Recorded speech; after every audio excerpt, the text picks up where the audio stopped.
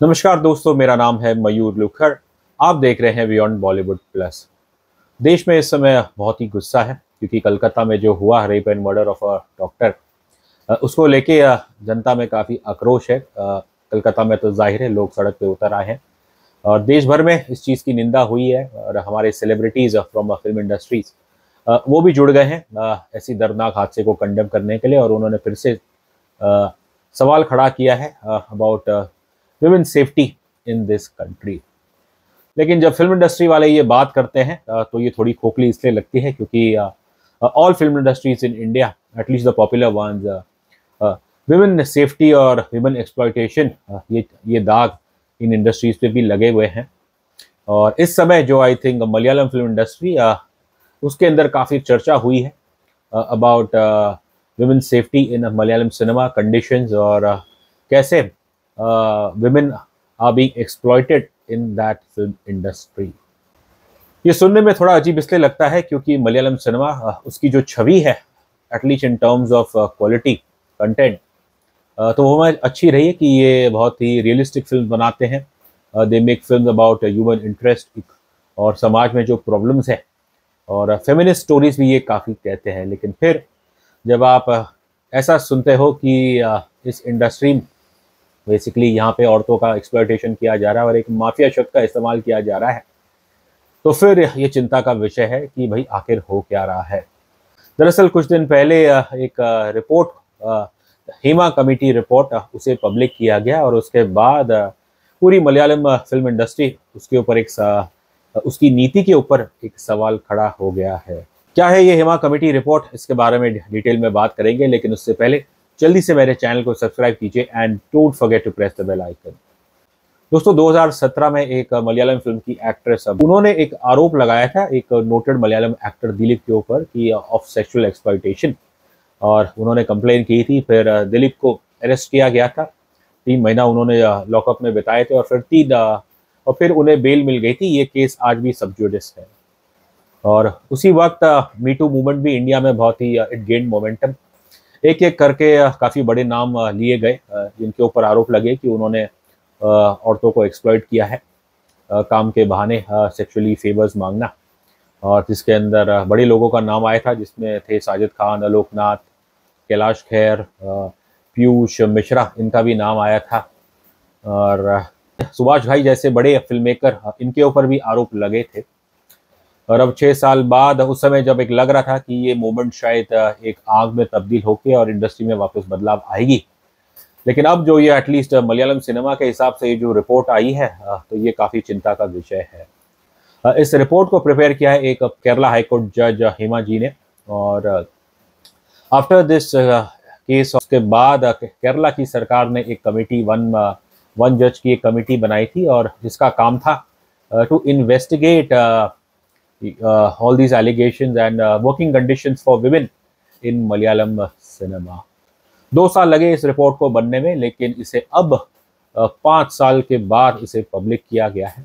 अब करीब 300 पेज की ये रिपोर्ट है और इसे 5 साल क्यों लग गए पब्लिक करने में, आई डोंट नो। इसका जवाब तो खैर केरला सरकार ही दे सकती है। लेकिन इस रिपोर्ट में जो बातें निकल के आई हैं वो बहुत ही उसे गंभीरता से लेना पड़ेगा, क्योंकि यहाँ पे जिन शब्दों का इस्तेमाल किया गया है वो ये है कि केरला मलयालम सिनेमा, जो वहाँ कंडीशंस है वो औरतों के लिए बहुत ही बुरे हैं, और यहाँ पे औरतों को सेक्सुअली एक्सप्लॉइट किया जाता है। जूनियर आर्टिस्ट, उनके लिए कंडीशन अच्छे नहीं है।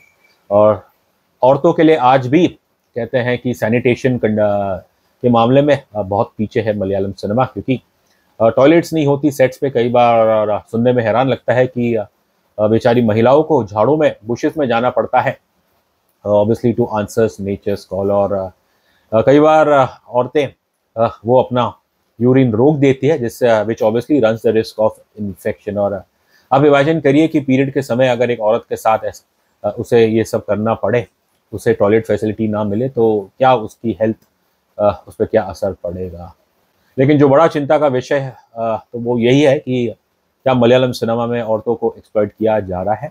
जो शब्द इस्तेमाल हुए वो बहुत ही चिंताजनक है कि Malayalam cinema is dominated, is heavily male dominated, और कोई एक ग्रुप है ऑफ द बिगेस्ट स्टार्स, अब नाम किसी के लिए नहीं गए हैं ऑब्वियसली फॉर लीगल पर्पसेस, लेकिन कहा तो यही जा रहा है कि जो बड़े बड़े मलयालम फिल्म के सुपर दिग्गज है, जिन्होंने बहुत नाम, बहुत शोहरत, बहुत पैसा कमाया है, ये उनके छवि पे भी सवाल खड़ा कर दिया है कि ये औरतों को सेक्सुअली एक्सप्लॉइट करते हैं और ये मानते हैं कि to take sexual favours from women वो इनका जन्म सिद्ध अधिकार है। जैसे कि मैंने पहला कहा, नाम किसी का लिया नहीं गया, obviously to protect the identities of the victims and as well as of the accused. अब सवाल यही है कि अगर इन एलिगेशंस में वाकई में सच्चाई है तो फिर इसमें प्रशासन, सरकार हो, पुलिस हो, उन्हें तो इस पे एक्ट करना पड़ेगा। और ये रिपोर्ट ऑब्वियसली अब पब्लिक हो चुकी है और सभी जगह इसके बारे में चर्चा में रही है। एक मलयालम सिनेमा की एक एसोसिएशन है called association of Malayalam movie artist, और उनके जनरल सेक्रेटरी ने कहा है कि ये बात गलत है कि एक ऐसा एक स्मॉल पावरफुल ग्रुप है जो सब कुछ कंट्रोल कर रहा है। उन्होंने ये सब एलिगेशंस डिनाई किए गए हैं। और ये जो एसोसिएशन है, इसके अंदर आपके मलयालम सिनेमा के दिग्गज सुपरस्टार्स मोहनलाल और मम्मूटी, वो भी इस एसोसिएशन का हिस्सा है। लेकिन जाहिर है अभी ये सब से चुप्पी रखी है, देयर इज एन अनीस। और देखना यही है कि क्या केरला सरकार, केरला प्रशासन, पुलिस अब क्या वो इन एलिगेशंस जो भी इस रिपोर्ट में है, क्या उससे वो सीरियसली इन्वेस्टिगेट करेंगे। Well, time will tell. यदि मलयालम सिनेमा, जिसे देश का सबसे प्रोग्रेसिव सिनेमा माना जाता है, उसका ये हाल है, तो फिर आप सोचिए बाकी इंडस्ट्रीज, खासकर तेलुगु, तमिल और बॉलीवुड, वहाँ क्या स्थिति होगी। चलिए, कम से कम केरला सरकार, उन्होंने ये इनिशिएटिव तो लिया to find out about working conditions for women in India film industry. अब क्या ये चीज़ बॉलीवुड को नहीं करनी चाहिए? क्योंकि जो सदियों से हमेशा कास्टिंग काउच और वुमेन एक्सप्लॉयटेशन को लेके चीज़ें रही हैं। मी टू मूवमेंट आया था, कई लोगों के नाम लिए गए, लेकिन दुर्भाग्य से आप देखें तो 6 साल के बाद अब जिन लोगों पे आरोप लगे थे, कुछ इसमें हुआ नहीं है।